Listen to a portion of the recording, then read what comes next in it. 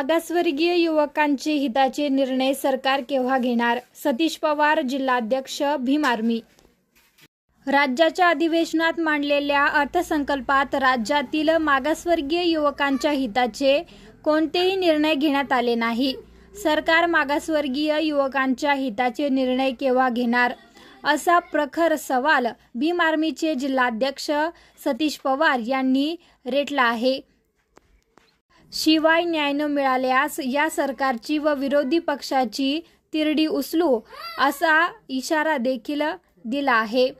गेल्या अनेक वर्षांपासून महात्मा फुले आर्थिक विकास महामंडळाला अध्यक्ष नसून हे या मंडळाच्या विविध योजना. नुकतंच पावसाळी अधिवेशनामध्ये राज्याचे अर्थमंत्री माननीय अजितदादा पवार यांनी लोकशाहीला कमकुवत करणाऱ्या फसव्या घोषणांचा पाऊस पाडला. एकीकडे पूर्ण महाराष्ट्रामध्ये बेरोजगारीचा कहर झाला असताना बेरोजगारासाठी कोणतेच मुद्दे या सरकारने किंवा विपक्षामध्ये विरोधामध्ये बाकावर बसलेल्या नेत्यांनी हाताळले नाहीत. आणि जे काही अगोदरच्या सरकारने त्यांच्या काळामध्ये महामंडळ उभी केली, त्यापैकी महात्मा फुले विकास महामंडळ, ज्याच्या माध्यमातून आर्थिकदृष्ट्या मागासलेल्या जाती समूहातील मुलांना विविध योजनांचा त्या ठिकाणी वापर करून पुढे आणण्याचं काम केलं जाते. परंतु अनेक वर्षापासून त्या महामंडळाला अध्यक्षसुद्धा नाही, बेवारस म्हणून ते महामंडळ पडलेलं आहे. असं असताना त्या महामंडळाकडे पूर्णपणे दुर्लक्ष केलं गेलं. दोन्हीही पक्षामध्ये आणि विरोधामध्ये बसलेले नेते त्या ठिकाणी पूर्णपणे अपयशी झालेले आहेत. त्यामुळे महाराष्ट्रभर पूर्ण नाराजी आहे.